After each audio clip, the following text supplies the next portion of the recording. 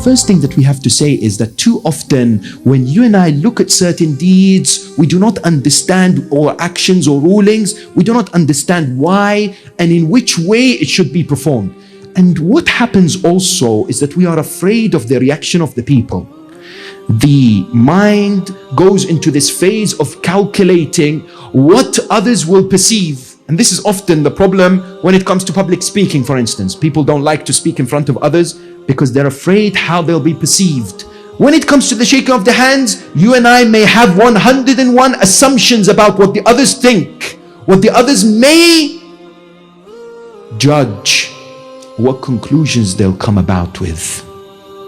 I recall that there was an important story that highlights how you and I may be looking at this subject or this issue in the wrong way. Let me illustrate this by recalling this story.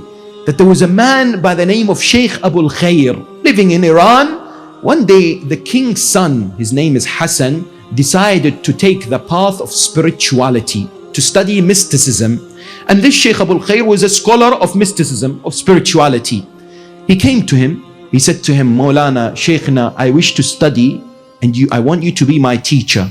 I want you to teach me how to get close to Allah and purify my heart. Can you do that? The Sheikh looks at him and says, I can do that, but it will cost you a lot. This man, who was the son of the king, said, don't worry, Maulana, I can give you whatever you want. The Sheikh said, no, you've misunderstood what I meant. It's not money that I'm looking for. He said, what is it? He said, I'm going to ask you to do a number of things. Can you do them? He said, yes, of course, I want to be your student. Sheikh said to him, I want you to go to the marketplace and buy some meat for me. This Hassan, who had never left the palace, who always has servants, says, Sheikhana, please, can I get one of my servants to do it? He says, no, you have to listen. If you want me to teach you, you have to listen to me. He said, okay, what do I have to do again? He said, go to the end of the marketplace in the city and buy some meat in front of others.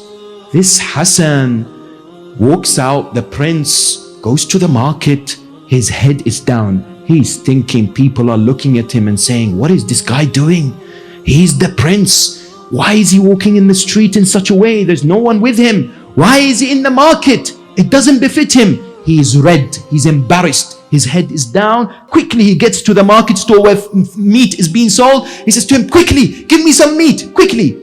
The meat is given to him. He rushes back towards where the Sheikh is staying. He presents the meat. The Sheikh says to him, now what I want you to do is go back to the other side of the town, go to the river and wash this meat. This man said, Sheikhana, now you're really crossing the line. What do you mean I have to wash this meat? Can I get somebody? He says, no.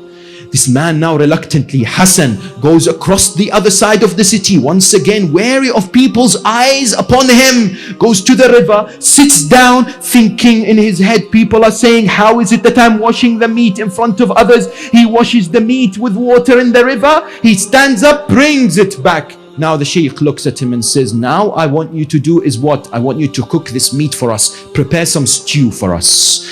Hassan says, now I can't do this. Khalas, this is now you've crossed the line. I have never cooked in my life. Sheikh says to him, do you want me to be your teacher or not?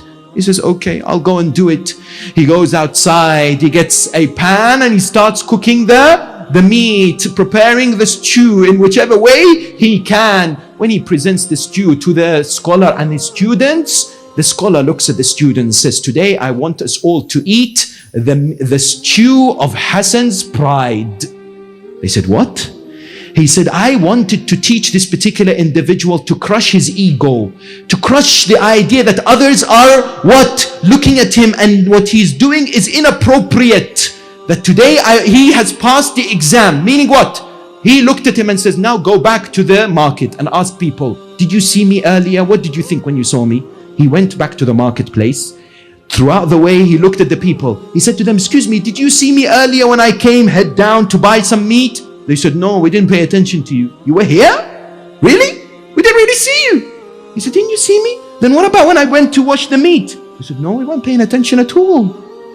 The Sheikh was trying to inculcate the message in the heart of this particular individual, and it's a lesson for you and I. too often we calculate and we have assumptions about other people's opinions that stop us from displaying our beliefs and our practices.